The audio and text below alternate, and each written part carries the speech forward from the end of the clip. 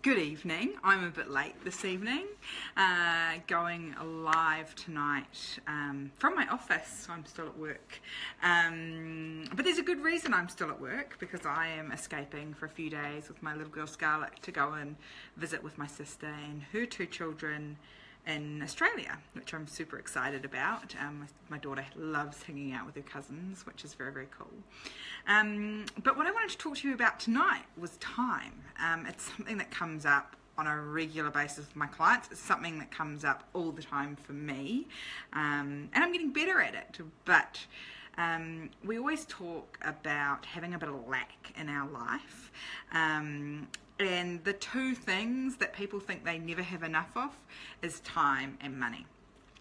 Which is really, really interesting, because one is finite and you never get it back, and the other one is it's out there in abundance and you just have to find a way to go and get it and create it and have it come towards you. And it's really interesting how people feel about those two things. But the one that's really crucial and really important for you to know about is the fact that you never get your time back. It doesn't matter how you choose to spend it, you're never going to get it back. So every week you get 168 hours, and when those 168 hours are gone, they're not coming back. And that took me a really long time to understand that, and to start leveraging my time and making sure I was getting the most out of those 168 hours. And again and again and again, I'm hearing it from small business people all over New Zealand, and having these conversations with small business owners all over the world. It's always the same. I don't have enough time, I've got too much to do and not enough time to do it in. And there are just a number of different things that you can do to make sure you get more out of your time. And some really simple things that you can do is do what I'm doing tonight. So tonight is I'm doing some back-to-back hours of power. So this was something that was introduced to me earlier this year, and I love it, right? So you know how you work when you're about to go on holiday tomorrow, which is kind of what I'm doing tonight. You work like crazy and you get like more work done in an hour than you would normally get in a whole day. Well, imagine if you did an hour of power every day and how much work you would get done. Or if you did 3 hours of power a day and then did no other work, because you were getting more work done in those 3 hours of power than any other work. So it's just about being really efficient and cranking through the work faster than you normally do. So I highly recommend plugging in an hour of power, maybe say once a week, maybe once a day. Certainly for me, it helps me crank through my work, and I set them up at the time of the day when I'm generally less productive, and I just crank through a huge amount of work, pretending like I'm off to Fiji tomorrow, or I'm off to Thailand, which would be my holiday of choice.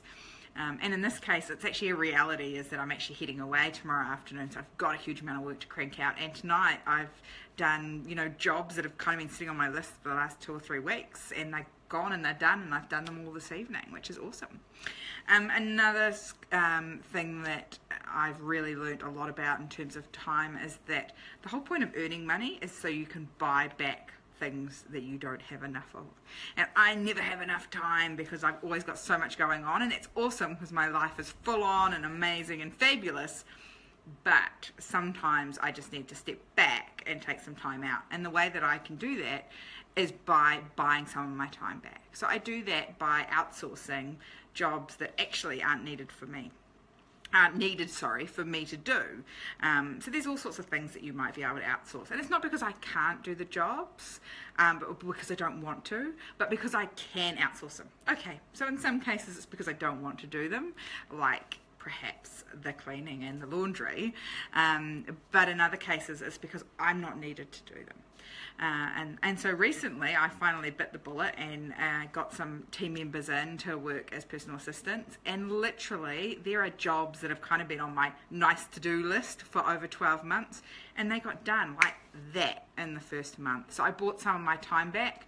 I started cranking through some work really, really quickly because I don't have to do it. I have these amazing 2 people that have come onto my team that are helping me out. And we're just cranking through the workload. So number 1, put some hours of power into your week. Number 2, make sure that if you've got things you can outsource them. Pay someone else to do them. And number 3, to get the most out of your time, is planning and scheduling. So I never knew that this could be so powerful. And it's a little bit geeky. It's a lot geeky, but it's amazing. So my husband and I went away and we learned how to really plan and schedule our whole life. So our 1-year plan, our quarterly plans, our monthly plans, and even our weekly plans. And we have just found so much more time in our week. And in our month and in our year. I would never, 12 months ago, you would never have caught me going away for 6 days to hang out with my sister and her kids with Scarlett, because I just would never have had enough time. And now that's in my schedule because that's really important to me, and I found so much time and so much power in doing that. So set aside some time every week to schedule next week, because otherwise other people will start taking control of your time and stealing it from you. And when I started taking control of my time, I just got so much time back.